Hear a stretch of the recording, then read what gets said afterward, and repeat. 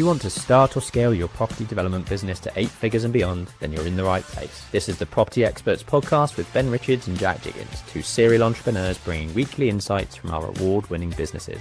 In these podcasts, you'll learn how we found, funded and delivered over £80 million worth of property in the last 6 years, with templates you can use, deal analysis and deep dive discussions that will help you build your businesses successfully. We hope you'll enjoy. Hello, everyone. Welcome to this week's episode of the Property XPerts Podcast. I'm on my Todd this week. Jack is otherwise engaged, and we've got a jam-packed episode this time round. We are doing a live Q&A with myself, so you can literally ask me anything. Start dropping your comments down below. We've got some preloaded questions, which are quite challenging and very interesting for property developers and business owners alike. So stay tuned to get your business questions answered. For those that don't know who we are, we run XP Property. We're a property development and investment business in London and the home counties. And our goal over the next however many years is to deliver 1,000 homes and £1 billion in property in the UK, collaborating with trusted investors. If you are an investor, we would love to speak to you. We've got lots of projects in the pipeline and lots of opportunities for you to invest with us. It's a different one this week. Normally I'd have a long list of agenda items, but there's literally one on this agenda item, and it is the Q&A. So like I said, drop your questions down in the chat box, whatever platform you're on. For those that don't know, we actually launched these podcasts on YouTube, LinkedIn, Facebook, Instagram. Actually, it reminds me, Instagram, I have to click go. So bear with me. I need to go live there. Perfect. So now we are live across all social platforms. So if you are tuning into this, make sure you drop your questions down below and we will jump onto them, or I will jump onto them. Before I jump into the Q&A, we have 4 open investment opportunities ranging from £300,000 investment secured via way of second charge on one of our assets. We have an equity project whereby we're looking for £500,000 to push a 6-bed HMO into an 8-bed HMO on an asset we already own. We've got a £2.5 million equity ticket for a large development in central London. Or we have got, as usual, the portfolio that we've been building over the last 4.5 years, which is a social housing portfolio. This is a portfolio we're looking to sell. It's circa £16 million worth of stock. There's almost £1 million worth of gross rental income every year. And it is leased to a housing operator for 10 plus years, where they operate the whole portfolio on a full repairing and insuring lease, which means effectively the gross rent is pretty much the same as the net rent. So yeah, nice stable income there for someone looking for that type of investment. If you're interested in any of those, drop me a DM, drop an email to info@xpproperty.co.uk. Or if you just want to understand about, more about how we operate, how these deals might be structured. I've had some really good, interesting investor conversations this week, and onboarding a number of new investors into our investor list. So yeah, super excited about working with some new individuals and seeing what other networks we can tap into. So if you're interested in that, get in touch. Cool. Let's jump into the Q&A. We mentioned a couple of weeks ago that we've taken on some interns within the office. We thought we would ask them to preload some questions as well, because ultimately when you're an intern at the level that these guys are, they're going to probably look at things slightly differently, or ask the questions that are maybe not as sort of complicated as maybe somebody that's been in the industry for a long time, and the types of questions that they ask will appeal to a lot of people. So I thought I'd start off with this one. And the question is from Ben, one of our interns, solid name. What characteristics do you look for in your contractors to assign them to each project? Is it just based on pricing? I've put this other question below it because it overlaps massively. And this is from somebody who reached out on LinkedIn and tunes in regularly, and they're about to complete on a property in the Cotswolds. It's their biggest project to date, back to brick, no sort of extensions or anything, just sort of internal remodeling. But ultimately, the building contractor that they're used to using is a bit under stress. They don't really want to move forward with their same contractor because recently they've caused headaches and delays, etc. So they're now looking for someone else. It's a new area for them. They don't know anyone in the area. And this will be quite common for a lot of people tuning in, I'm sure, especially for sort of residential clients like we have with Aura. More often than not, they've never instructed a contractor before. They don't know where to start. So these questions will be relevant to them. So similar question from them. How would you go about selecting the right contractor? What sort of checklist or process would you follow to reduce the risk of delays and make sure delivery stays on track? Some really, really good questions. So this is all about how to find the right contractor for you and your project.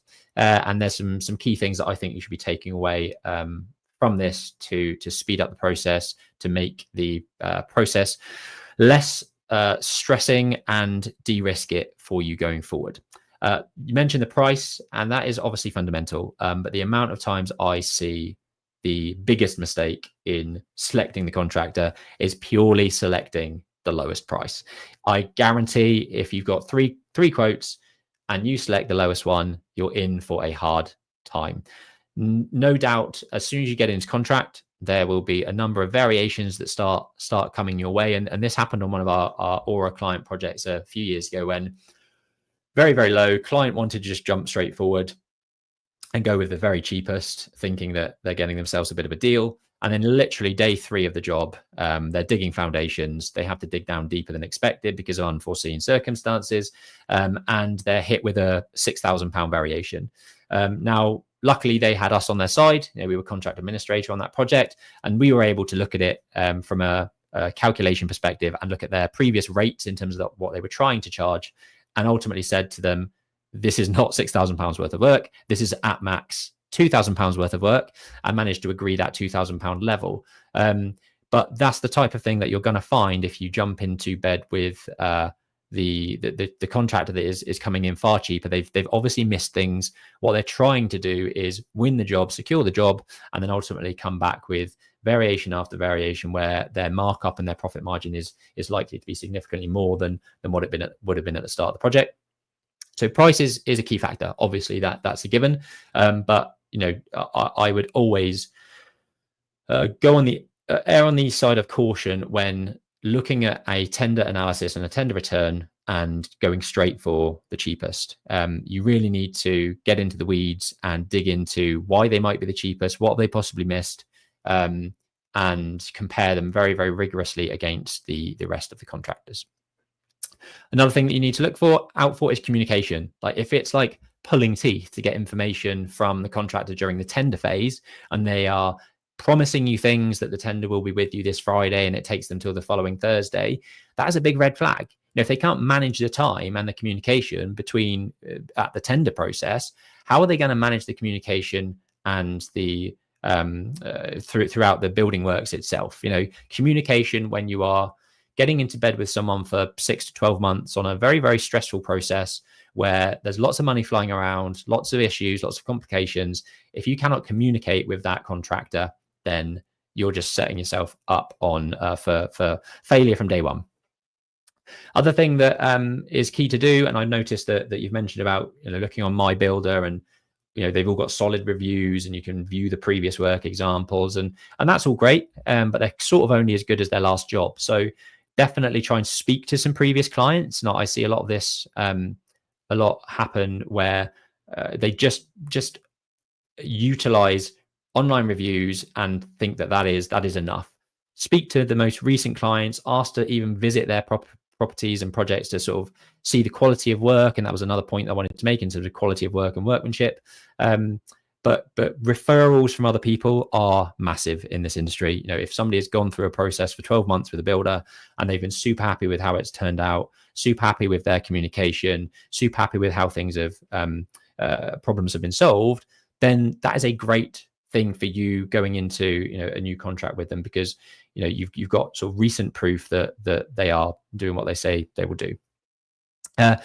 Reputation is a big thing, and obviously if you're getting a referral, often kind of that reputation sort of goes hand in hand. And then the other thing is, this is going to depend on the size of the project that you're working on, but the team structure and the levels of management that they have within the team is also going to play a big factor in things. So if you have got quite a small project, it's £200,000 contract, and you've got a site foreman that is your main point of contact, and communication is great, that sounds like it could be a win for everyone. If you've got a larger project and you've got different levels of management in place. You've got a site manager, you've got a project manager, you've got a QS, you've got the commercial manager. That then starts to become a lot more difficult to manage. So as well as the person that sort of pulls the tenders together and the main face of the project at the very start of the project during the tender phase, you also want to make sure that they've got the right management for you in the background, because the fundamentals are that if you're a big enough company, the person winning that work probably has more of a sales background. They might be the MD, they might be somebody that is higher up in the building, higher up in the company. And what's going to happen is as soon as they've won it, they're on to the next sale, they're on to the next project. And ultimately you're handed over to somebody else and another management team. So you want to make sure that the team that you're dealing with day to day is, has that communication and the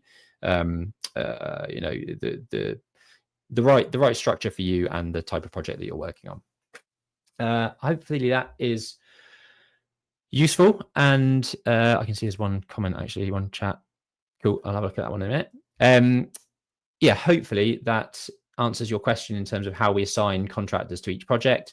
In terms of sizes of projects, that is also going to play a factor, and that comes down to the team structure, the levels of management. And on a smaller project, you can get away with Barry and his gang of builders, but on a larger £2 million project, you're going to want some level of management. It's just a too big a project to just manage with one site foreman. Hopefully that's interesting for people. Let me know down below if there's any further questions off the back of that one. But let's jump into question number 2. And this is from the same person who's doing the refurbishment in the Cotswolds. And they've asked, on the planning side, they are planning to operate the property as a short-term holiday let as part of their serviced accommodation business. Our intention is to hold it long-term within our SA portfolio. Our planning consultant says we don't currently need change of use consent, but we're conscious that areas like Devon and Cornwall are starting to bring in stricter rules around short lets. Would you apply now for change of use to holiday let to future-proof the asset and de-risk it long-term? Or would you hold off and wait to see if regulation actually comes in? So I think just straight out of the gate on this one, I think your planning consultant's wrong. Right? Typically, if you are operating that property as furnished holiday lets, it's not a C3 dwelling house. You're doing this for business purposes. You know that you're trying to let out the space for as much and as long as you possibly can. In London, for example, you are sometimes restricted to sort of a 90-day rule, where as long as your property is only rented out 90 days of the year to a short-term Airbnb style letting, then that's fine. But ultimately, if you are operating this property as SA furnished holiday let, I think you need planning approval for it. I think there's a few things in that, in terms of if you don't have planning approval in place and you're trying to refinance after you've done the works and obviously pull out cash, which you're probably likely to do, your mortgage lender is going to ask you if you've got the required planning permissions to do what you're intending to do on it. If you don't have the planning approval in place, and you're just doing it on a buy-to-let mortgage, that's technically mortgage fraud, because you're renting it out as short-term lettings, but you've only got a buy-to-let mortgage as a C3 residential house. So we don't get involved in the serviced accommodation industry, if I'm honest, for lots of reasons like this. I do think there's a lot of grey area. I think Airbnbs in London, there's a lot of people that are getting away with things. And ultimately, you probably could just crack on, because the chances of anyone calling enforcement on you, I think, are pretty slim. Most councils don't have resources to do what they need to be doing day to day, let alone kind of running around trying to find people that are doing things wrong. So I would definitely check with another planning consultant, get their view on things. I think generally, if you're going to run it as a business, as service accommodation, I think you might need to be more robust from a planning perspective to make sure that you're not falling foul of any kind of financial mortgage issues down the line. So that's my take. I know you guys are busy, and you operate lots of service accommodation in London. I'd be interested to understand kind of how you do operate those ones, and whether anything I've said sounds like trollop. Cool. On to, actually, let's jump into, I can see that's, oh, I see. How do I do that? No, done something wrong there. Tech. I don't want to show that comment. I want to show it this way. Cool. Somebody called TikTok. I don't know whether that's Yeah, whatever. I have a large garden with rear access, perhaps development potential for a house. Is there a sequence to appraise the potential? Should I approach neighbours, ROW owners, council, or planning consultants first? Large garden with rear access, perhaps development potential for a house. Is there a sequence to appraise this potential? Yeah, I mean, you could speak to people like us. We are appraising sites left, right, and centre. I mean, Jack, I think, is now appraised over, God knows, probably 2,000 sites over the last few years, I imagine. So it would be very quick for us to look at a very high level appraisal where it's taking the size of potential house that you might be able to get on the site, looking at it from a build cost perspective on a pound per square meter area rate, looking at a relatively high level pound per square foot sales value, working back a potential land value of what it might be worth once it's finished. Right of way for access. Sorry, yeah, nice one. That would be a process to see actually, is there money in it for a start? There's no point in going down the route if there's no money at the tail end. But ultimately, when you've got a large garden, you've got space and potential with that land. There will be a residual land value if you're in an area where resale values and build costs sort of are decent. Up in where I get nosebleeds, up as high as Manchester, Liverpool, those sorts of areas, land value, I just can't see how people make things stack, because if you're building at plus £225 per square foot and your resale values are less than £200 a square foot, how do you make those stack? I really don't understand, unless it's sort of housing association and you've got grant money and forward funding and things like that. Yeah, I mean, you probably are best off in terms of the process that you would go through. Speak to somebody like us, or speak to an architect or your planning consultant and see what their thoughts are in terms of the possibility of it. An architect might give you a quick high-level feasibility of how big a unit they might be able to get in the garden. Then you can work your figures back off of that. Normally does start with like some form of feasibility, because you sort of know, you need to know how much you can get on the site first before running any numbers. But I certainly wouldn't go to the council at this stage. I wouldn't approach any neighbours at this stage unless you know that they are interested in kind of selling parts of their garden, and you can potentially combine their garden with yours and create an even bigger scheme. And then there's obviously a bit more. They might be getting a bit more bang for their buck and be more interested in joining forces, because if one garden gets, if they need access via your garden to unlock the potential of their garden, you've got a bit of leverage there. You can work together to kind of increase the potential of the site, and both benefit from it. Hopefully that's answered some of those questions. Let me know if you've got any further questions on that, then I will get to it. Let me make this bigger, because I can see that actually Jordan's questions are quite small on screen. So Jordan, obviously, he's probably tuning in because he normally is. Thanks as always for the questions. Now, this question confused the hell out of me when I first read it. ChatGPT was, I think, also very confused.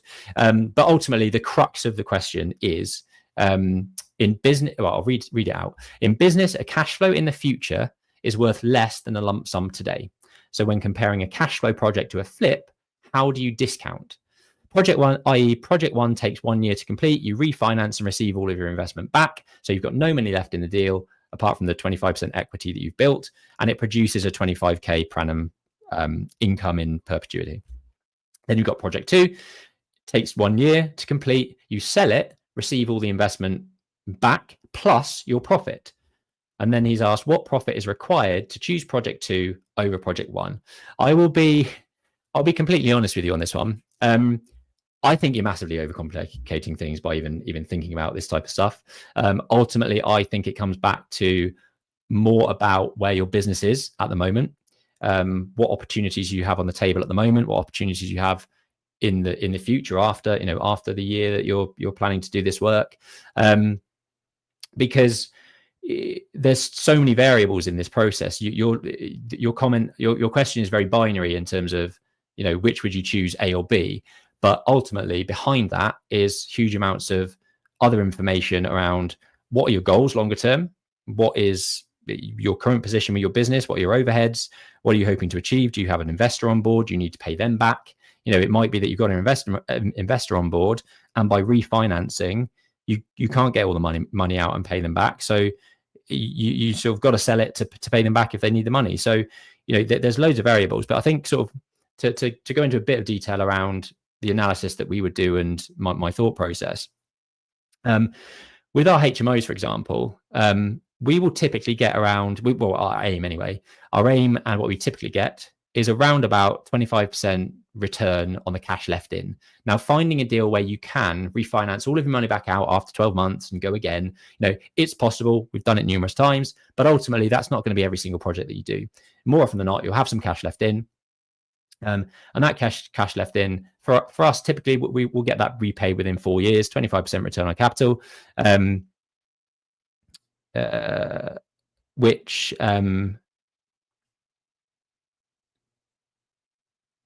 we in terms of if we were selling it and getting that profit back into our bank account to then find something that would be generating 25% on that cash might not be right around the corner.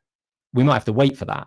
That diminishes the level of return of that cash if it's just sitting in a bank account getting 2%. So, we know that by refinancing, keeping that money in there, it's getting 25% return on the cash that's left in. We've got an asset, it's income generating, we're building that equity up as we go. And that might be perfectly good for you. So unless you've got kind of a pipeline that's super strong and you can always repurpose that cash that you're taking out by selling an asset, it might be that keeping it in is getting you a greater return than it is taking it out. So I'm still a bit confused by kind of the whole maths behind what you're sort of saying here, but I genuinely think it's overcomplicating things. And there are other benefits between holding an asset longer term. When you're selling a property and you are realizing that profit and that gain, you're paying tax on that gain. So I don't know whether those costs have been factored into the sort of calculations that you're looking at, because when you hold something, you don't realize the gain until you sell it, but you're not planning on doing that for a long time. So whilst you're holding it, that equity is getting greater and greater and greater. The cash flow that you get is probably going up and up and up because rents have soared over the last couple of years, and it's not going to slow down. So I think there are other benefits and things that need to be considered when looking at whether you are renting the property and refinancing it, or selling it and taking the profit. Cool. And Jordan, you are watching. Thank you very much. Thanks for answering, Ben. Agree, definitely depends on where you are in the business. Maturity and risk profile. Think where I was getting caught up is if flips realize more gain per pound invested. Yeah, I think should I aim to double down and keep flipping early on? And yeah, I mean, this comes down to your business strategy. I think with us, we did try to, I think, hold too much too early, and ultimately cash is king in this world with property development and property investment. And I think if we had done a few things again, we probably would have sold a bit more stock earlier on to reuse that cash.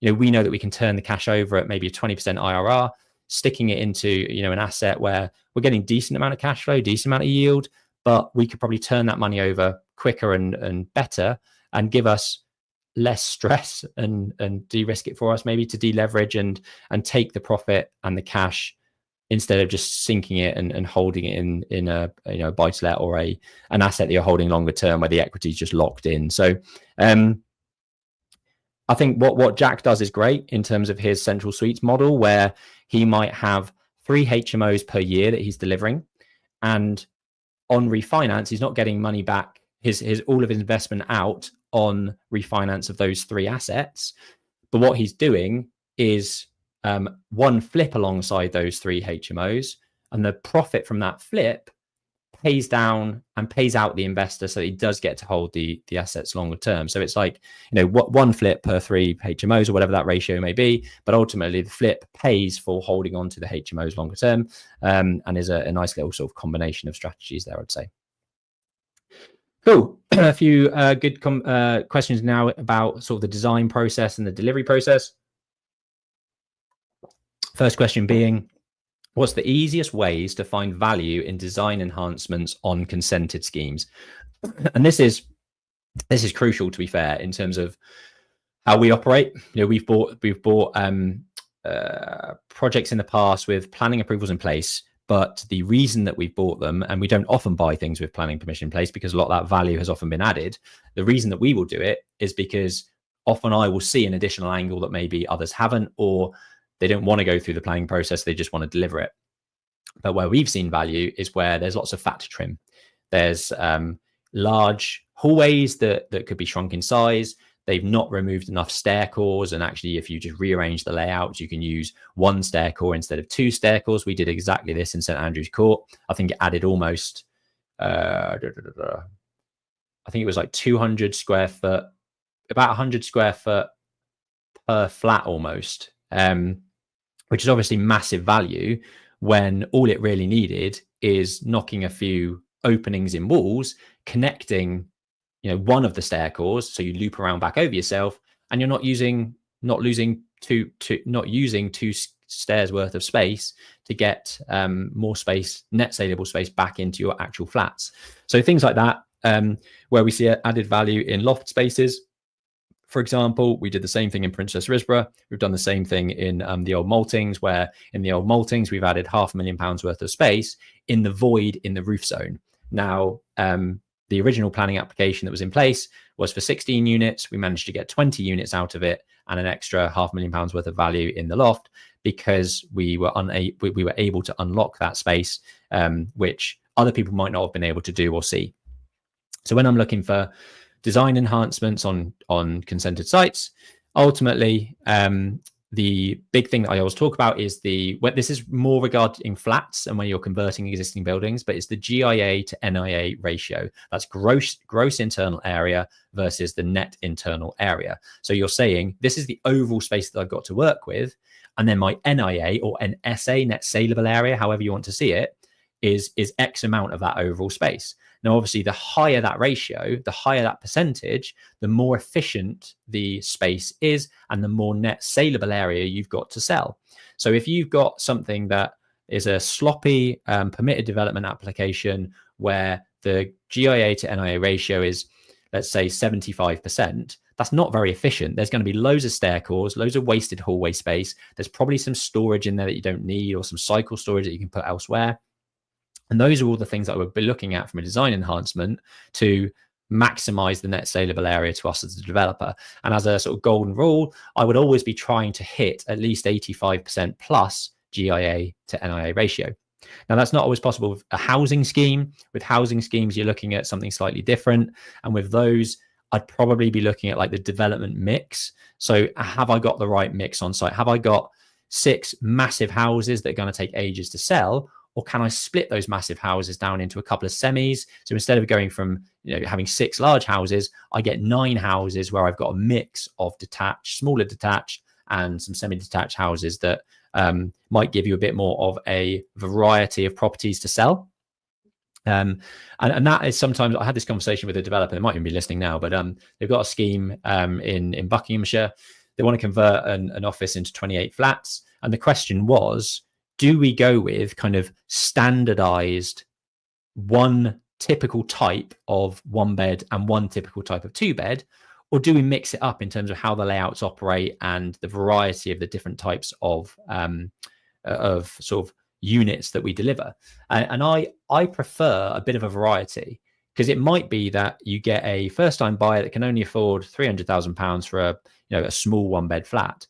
But actually, you'd find someone else that would pay £400,000 for a slightly larger 1 bed flat that's better laid out and has way more storage space and larger bedrooms, for example. So having that variety of 1 beds are from £300,000, and you're getting people in the door at the 300 grand 1 bed level, but they see the 400 grand 1 bed and like, actually, I much prefer that, and I've got the budget for it, so I'm going to go with that one. So I think I prefer kind of really looking at the development mix of both houses and flats in terms of where you position them, how many there are, what type of development mix you're going for.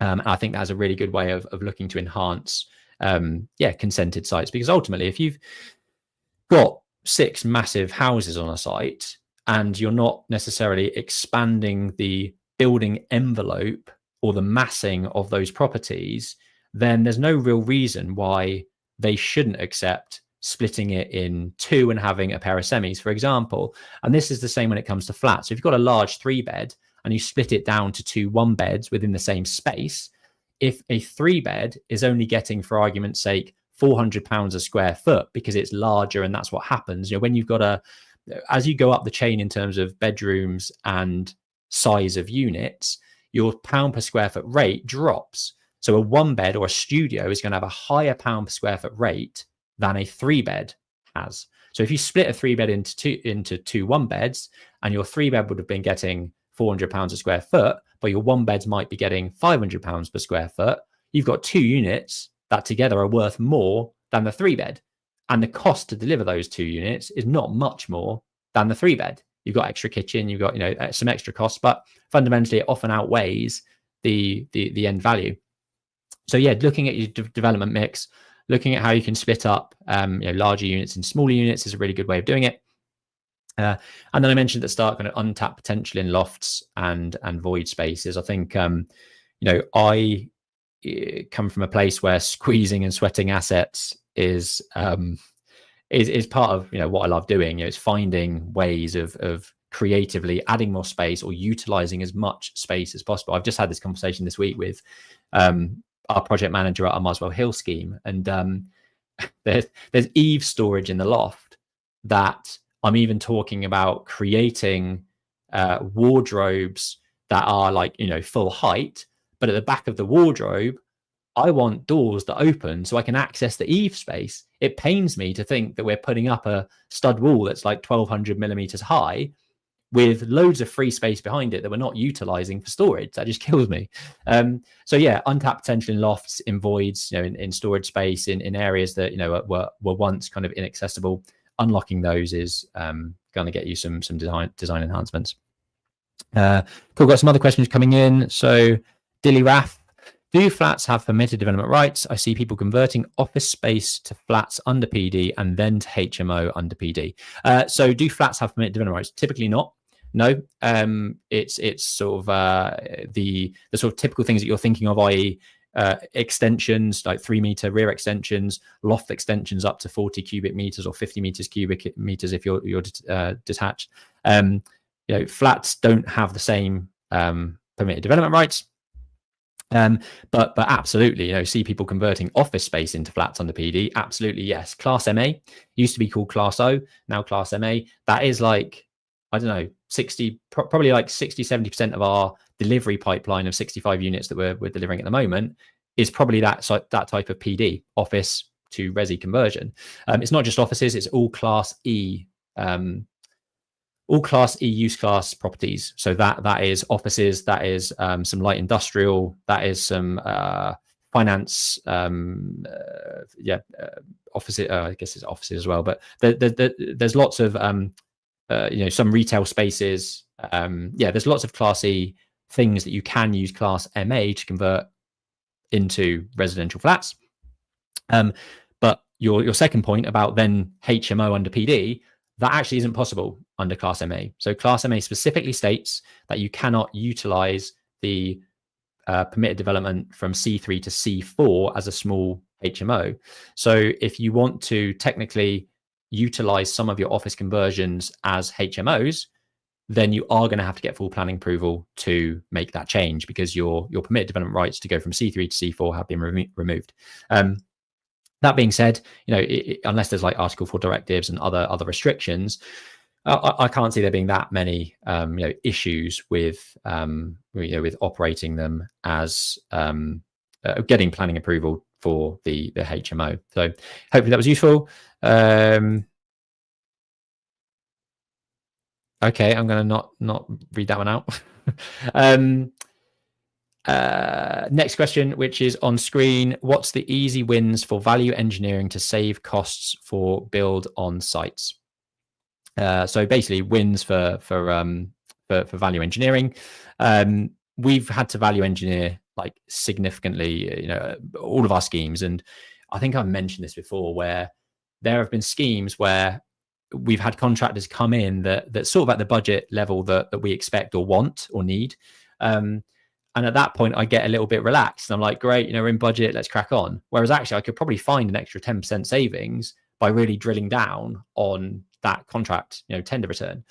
Whereas the projects where they come in stupidly over where we expect them to come in, I'm frantically running around trying to find savings left, right, and center. So key things for value engineering, going to be very project specific, but hopefully you can take away some of these and use them in your own business and your developments. So first one, looking really deeply at the big ticket items. These are often windows and doors. That can often be a huge sum when it comes to your development. So shopping around to try and find a supplier that can do it for the best price.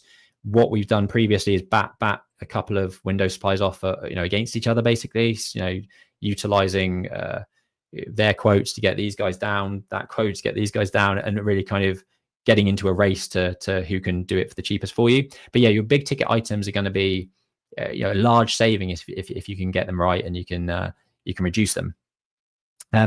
Drilling your engineer is I think, especially on bigger schemes, more complicated schemes, if you've got an engineer that their go-to is just sticking a shitload of steel, and it's all big steel and it's got loads of complicated connection details, and I don't want to work with that engineer. I want to work with an engineer that's going to turn around and say, oh, we don't need a steel for this ridge beam. We can double up a timber, or we can use a flitch plate, or whatever it may be that the solution is. Working with an engineer that thinks about how lean a scheme they can create, I think is like imperative to saving money and creating an efficient scheme and an efficient design that works for your bank balance. Another big player is huge to be fair on most schemes, because I'd say on average your MEP items are probably like 25 to 35% of your total contract value. So it comes back to first principles as well. When you're looking at MEP, most people just think about the systems that they're installing and don't go back to what we would do as an architecture practice, which is look at the fabric first and make sure that is as efficient as it can be, so that your things like your heat loss is reduced as much as possible. Because if your MEP engineer is designing a scheme on a leaky building, for example, the kit that they specify is going to be massive. The systems that they want are going to be over-engineered and over-designed for the space. So you need to start on first principles to understand, get your building as efficient as it possibly can be before you then start throwing in the heating systems and designing the mechanical and electrical systems within the property. So MEP is another big item to drill down on. Another top tip is actually just to speak to contractors. Now, I've had conversations with contractors in the past where my go-to in this certain situation was to build a party wall between some flats in 9-inch block work. And for me, that was like, it's simple. You just need the bricklayer on site, render over it. Does my 60-minute fire compartment, does my acoustics, job done. And when speaking to that contract, he's like, no, that's actually going to cost you 25% more than just doing it in a twin track stud wall with insulation in between. Like, we would actually much prefer to do the stud work, and it's going to cost you more to do the block work. So those sorts of conversations, it just takes a half-minute conversation, talking through a package of drawings and what your architects are specified here, or what you're planning to do there, to get some really good pointers around what they're seeing in the market, because they might be seeing a lot. They will be seeing more intimately what is going on with the building supplies, how much they're costing, and everything really. So speak to contractors. They will have a really good sense of what things cost, and they might be able to actually suggest things that your architect or someone else might not actually know. They've done a certain thing on another site which worked out really well, cost them less, and they can put that forward to your architect, who can then check it from a technical perspective, and then get it into your project if it works well. So I realize that I'm rambling on here. I'm 40 minutes in already. Crikey. Yeah, so that's a few things there I think you can take away from a value engineering perspective to lower the build cost for you on site. Before we jump any further, I was reminded to talk about this. So we have had a referral code for the last however long for Xero, which is our accounting software. And I would implore everyone who's listening to this to use Xero. It's so efficient, so good. And we have a link in the description and a bit.ly link on screen that will get you 90% off for 6 months. On the 1st of August, 2025, that does change, and they are reducing it, I think, to something like 50% off for the first 3 months. So massive discounts at the moment. Get it while you can. Click the link in the description, or ask us to send you the bit.ly link. This one probably would have been good for Jack, to be honest. How do you manage your pipeline and maintain landowner interest? I had a few points. Jack can probably answer this far better than me. And to be honest, we to date have repurposed existing buildings more so than done a number of land developments where it's, greenfield, brownfield land where we're putting up 17 houses, for example. Jack manages his pipeline on Asana, various spreadsheets that go along with that. And, if you can take anything away from this, the key thing that Jack always talks about is follow up. The amount of stuff that we've lost out on first time round, where Jack is, in a month's time since losing the offer, losing the bid, rang up the agent and said, have they delivered on what they said they would? The agent says no. Jack says, well, we'll take the contract at the same level, and the contract is ours within, the next couple of days, and we move forward and actually deliver it. So, things fall out. 1 in 3 offers fall out between offer accepted and completion exchange. So make sure that you are the first person that the agent calls when that project, when that offer falls through, or when that deal falls through. One thing that, maintaining landowner interest, I think for me at a high level, to be, I think you'd have to be offering and analyzing so many deals to have an issue with maintaining relationships with landowners. And I say that because it doesn't take much, to nip in and out of conversations if you're trying to keep things hot. So I don't know if you're taking your landowners out for a couple of golf trips a week and trying to, for us, it's you make your offer, you want to keep things hot, keep things warm, keep things on track. But ultimately, you can still be managing a lot of projects whilst doing that with multiple landowners and multiple offers, in tandem. So, I guess I'm not entirely sure the sort of angle of that question. Would be good to know down below. But I'm sure Jack would probably have more to say than I would. The other thing that I just noted down was that setting up reminders. So, if you're struggling to maintain that relationship or maintain contact, Google has a great way of automatically kind of reminding you that you need to respond on things, or just set calendar reminders to follow up on certain things, and that that should help you make better, manage and coordinate that process a lot better. Cool. I'm going to jump on because I realize I'm running short on time. Jordan, again, thanks for the comment, and this is just a quick one.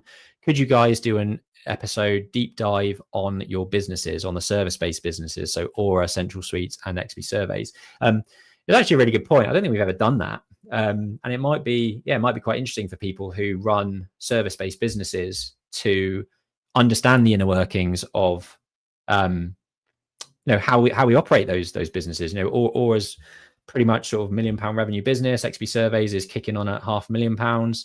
Central Suites, I don't know what their rent roll is now, but it's it's significant, and there'll be a lot of HMO investors that probably listen and tune into this. So maybe we do a standalone episode for each. Maybe if Jack's off, I'll do one on Aura. If I'm off, he can do one on Central Suites. And that we often do wonder what to do when one of us isn't here, and we'll often fill in with these sorts of Q&As and stuff. But I like it. I like the idea. Watch this space, and if you do want to see us talk about these, let us know down below. If we get sort of 10 comments, then we'll do it soon.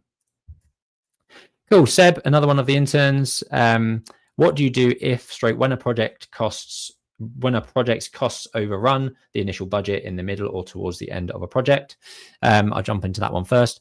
It's tough. Fundamentally, we'll always have a sort of 10% contingency built in for cost overruns.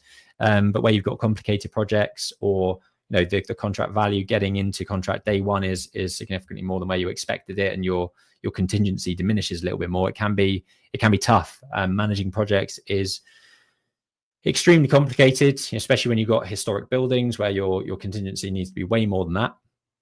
But I guess it depends on the structure of the project itself. It may need additional equity to cover those costs, and unfortunately, sometimes that happens. And I notice in your question it says, "What do you do if when?" And I think it often is when. There's not many projects that I've seen throughout the last 20 years that I've been involved in that are brought in exactly on budget or come in exactly on time frame. Like, it just doesn't seem to ever happen. I think we've probably done it once in our in XP. It's about managing things as much as possible. Sometimes there might be enough equity or value in a deal where you've utilized planning permissions to add additional value on the project. Your original lender may lend you more funding to allow for those cost overruns if you've added significant value to the scheme where their loan to value ratios are still within their parameters. That might be a conversation for them. But if the value of the site versus the cost that you're racking up and their loan to value starts is capped out in terms of where they want to be, then the only other option really is to inject more equity yourself to deliver that cost overrun. We talked about value engineering earlier. Even if you're halfway through a project or towards the end of a project, there is still opportunity for you to value engineer. You might have to down spec something or do something a bit more drastic, but to bring those costs back in line, it just might be something that you have to do because you don't have a bottomless pit of money, and sometimes the project from a financial return perspective might not be if costs start squeezing down your margin and time overruns significantly to reduce your margin even more, you're going to have to try and quickly kind of ramp that back, gain that back from value engineering and lowering costs and trying to gain that budget overrun back from somewhere else. Cool. I won't go too much more into that one. And then the second one is about balancing and maintaining liquidity whilst also investing in expensive projects. Yeah, I mean, it's a great question, and development is extremely lumpy. It's just sort of such a difficult business model to cash flow and to manage. So you've got to be hot on it. You've got to know sort of where your cash flow forecasts are sitting. You've got to know how project overruns impact the wider business if they do, and have a good financial management structure in place. And I talked about Xero earlier. That is a great place to start in terms of having a platform that allows you to create management accounts, to create cash flow forecasts, to update your balance sheet, as well as having good financial management or financial structures in place, like in-house finance assistant, a bookkeeper, a finance manager, and then potentially even a FD, finance director, if you really need them. But our goal from a liquidity perspective over the next couple of years is to build up our asset base enough that it kicks out rental income enough to cover the overheads of our development business. And at that point, we can be a lot more picky in terms of the projects that we work on. Instead of looking for, capping out at maybe like a not doing anything lower than a 15% on gross development value after finance scheme, you might say, actually, I'm not interested in taking that much risk. We only want to work on schemes that are 25% return on gross development value after finance. So instead of trying to feed the beast, you are working on schemes that have really good buffer of margin, really solid schemes, because our team overhead and our company overhead is covered by other means like rental income from assets. From a liquidity perspective, we also have other revenue streams within XP Property. We work with a lot of people on a one-to-one consultancy basis. We run our boardrooms, our mastermind kind of processes. I mean, if anyone wants to join us on those, DM me, reach out to info@XP Property. We'd love to speak to you. We've done a hell of a lot of one-to-one consultancy over the last month. It's becoming quite difficult to manage diaries, but Jack and I both love it. And sort of seeing, giving back and helping other people kind of not make some of the mistakes that we've made or add value in other ways is something we really enjoy. So from a liquidity perspective, we still have some other cash coming in from those types of things. We get introduction fees from lenders, from other other developers where we might pass them a deal, for example. And within each property development appraisal, if we've sourced the opportunity, which more often than not we have, we also take an acquisition fee for that. If an agent brought us a scheme that we move forward, they would expect a fee. We are our own agent, so there's no reason why we shouldn't take a fee out of that deal structure as well. And we also generally include a development management fee. So again, to keep the lights on, to keep that liquidity moving through to deliver the project itself, we take a development management fee. That is very common. Most senior lenders will not scoff at a 3% development management fee based on build costs.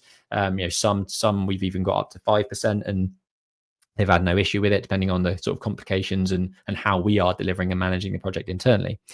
But I mean, ultimately, from a liquidity perspective, we do most of our projects with joint venture investment partners. So the bulk of our investment will come from external sources. We work with high net worth individuals who either invest in our business on a loan basis or invest on an equity sharing basis where it's more shared risk, shared reward. So the liquidity for us is about keeping the lights on, keeping things moving, having the resources to deliver the schemes that we are actively working on. We are delivering close to £30 million worth of stock at the moment across 6 different sites. We have a team. It's not just Jack and I. We have 9 people in the business, from office manager to estate manager to finance and legal assistants, and that costs money. So we have to have some liquidity within the business to deliver the schemes that we're working on. But the bulk of the costs associated with delivering a project, or the investment within a SPV and a specific project, will come from an outside investment partner. I mean, on that note, if you are interested in investing with us, I mentioned at the start, we've got lots of active open offerings and opportunities. So yeah, reach out down below and email us or DM us, and we'll gladly pick up the phone and have a half-hour intro call to find out what you're looking for. Cool. What have we got next? I think this actually might be one of the last questions that I pre-prepared, but I can see a couple of other ones that have come in, so I will get to those in a minute. What's the purpose of the general XP Holdings company when having separate SPVs for each project already separates them liability-wise? What other benefit does it have? And I have prepared our a general overview of how our business is set up from an SPV perspective on the screen, which we've talked about in the past. The key ones, ignore some of what's above this, but the key ones are the green and blue elements down here, which is part of the XP group. So we have a group holdings company at the top of our chart. We have effectively a trading company and an investment company, and both of those sit under the group company. And then below the trading and investment company, we have loads of other companies, which are the SPVs, which are the special purpose vehicles, which are the individual projects that we deliver. So if we know that we're buying a block of office block and we're converting it to 20 flats, that will be bought in its own SPV. That SPV will be owned by probably our trading company as 100% shareholder. And that's the structure that we would run with. And what the question is more about that. The question actually is only really angled from a legal liability perspective. So they're right in that from a legal perspective, if things were to go wrong in that SPV setup, and it can be effectively shut down and it wouldn't affect the rest of the group. So from a legal perspective, you've got a bit of limited liability there, and it's ring fenced within its own SPV and delivery project entity. Why we have this group structure, putting legals aside, is there's lots of other aspects to this. Now, this isn't tax advice. Speak to your own tax advisor. But from a group perspective, we have a lot more opportunity from a tax perspective to do things like share group losses. So if there's a loss over here, but you're making a shitload of profit over here, you can offset some of that loss across the group. And this is all HMRC verified. A very typical way of structuring this type of thing. And yeah, the legal side of it ring fences it in the individual SPV, but having the group structure of companies above it allows you to be a bit more creative with how you structure things from a tax perspective, and also how you get money out of the business. So Jack and I, may make a decent amount of profit in the business, but we may not really want to take it out. Maybe we've made lots of profit in this entity within the group structure, but this group structure allows us to then take potentially some of those dividends or reserves kind of up the chain to kind of our holding structure, and then back down the chain to invest into one of our new projects or another project that might need money, for example. And we can loan those funds from the group structure down into the structure below. So there are lots of benefits of setting up a sort of group structure like we've got. Speak to a tax accountant, because ultimately everyone's individual position is different. So you'll have to get your own advice for sure. But that's how we do it. And it gives us a lot of flexibility with how we operate. Cool. If you get value from these podcasts, I really would love you to rate us and leave us a review on Apple Podcasts, for example. We are here every Friday. We hope we give a huge amount of value with these episodes and the podcast. And we really just want to get it as far as wide as we possibly can. So yeah, leaving us a review goes the longest way, but actually sharing it in WhatsApp groups, sharing it with your friends, getting more people kind of hooked in and tuning in on a Monday morning, like we know a lot of you do. We want to do more of that. We want to see this go exponential into 2026, and be the most informative and real podcast out there for the property and sort of business space. So yeah, help us with that. I'm going to jump into some of the other questions. We've got a couple of minutes left, so let's see what's gone on here. Great question, Heather Adamson. Thanks for tuning in. Heather's our exec assistant, works for XP Property. So yeah, great question. How do you find the right balance between family and juggling 3 businesses? It's a good question, and I always answer this question with the team. You're part of that team, so thank you. But it is that, with any business, it's only as good as the team around you. And we can't do half as much as we do without having the right people in the right places and, delivering the sort of goals and path that we want to set out and achieve. So that's the sort of macro side of things. I think, having the right team, being able to delegate, but ultimately that's the business side of it, right? What you also need is, a partner that's understanding that you're an entrepreneur, that you're a business owner, and that times will be tough. There'll be times when you need to work late, that you need to go out for a meeting, you need to be late home because you've got a networking event, etc. So there's also that often gets overlooked. Having somebody that, especially if you've got kids, you've got a family, somebody has to look after them, right? So if you're out and about, there has to be that person there to kind of deal with it. So yeah, there's a few things there, like personal and business. Managing time, I find it quite difficult, and a lot of entrepreneurs I know do. We do a lot of sort of time blocking in calendars. If you look at my calendar, it's every half an hour is kind of blocked out doing something, and I will shift around and move around.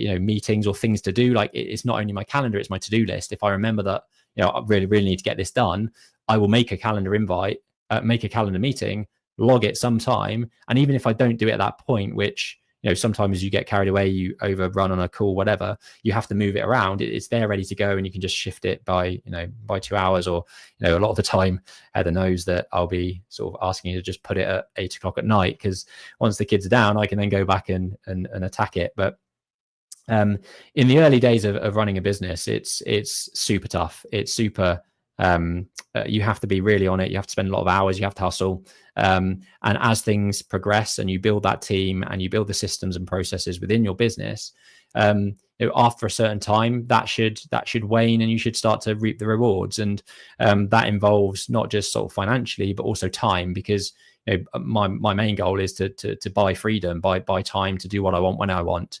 The crux of being a business owner and entrepreneur is that, what do I want to do with my time? Well, I actually want to work. I want to do something productive. I want to change something else in the business, or do something different. And that is the curse of business ownership, fundamentally.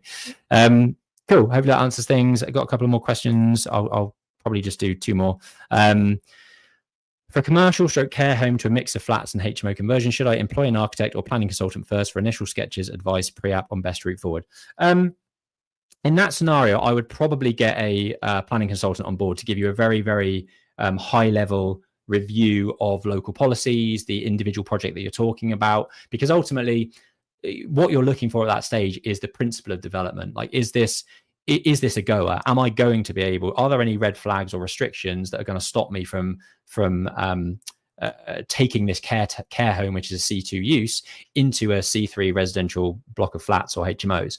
C2 can be quite protected in certain locations. So that change of use might not be as easy, or won't be as easy as your office to resi conversion, which might be able to be done we'll be able to do typically under PD. So I'd say initially get a very, very high level input from a planning consultant.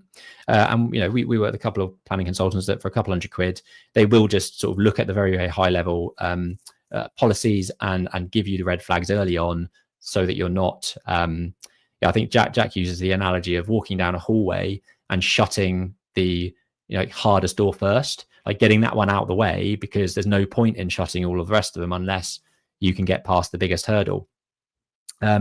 So yeah, speak to a planning consultant, and then if there is a if it is a goer from a conversion perspective, then the next step will be get your architect to help space plan and give you an idea of what you are likely to be able to achieve from the site. I'd recommend Aura Architecture. They're pretty good. And if you want to chat about a specific project that you're talking about, do let me know. We'll leave this one, Dilly, till next time. So tune in next week. Something about have you ever used Guardians under license to occupy a commercial property? Yeah, we have. We could talk about some of that process. Who's this? Thanks, Ben. Another really educational session. I'd be interested in your take on your individual service businesses in the near future as well. Cool. Thank you very much. Well, yeah, Jordan, I think you've opened a can of worms here with unlocking Aura XP surveys and central suites, and lifting the bonnet and showing you guys kind of how they all operate as well in a bit of a deep dive. Been on for an hour and a bit. Thank you very much for all the questions that have come in. Sorry if there are any questions on Instagram, because I've had that on a different screen, but there isn't, so that's all good. But yeah, I hope you've enjoyed this. We're here every Friday. The audio podcast will get launched Monday morning. Please share, like, comment, all that good stuff. It helps the algorithm. And have a great weekend. Cheers, everyone. Bye.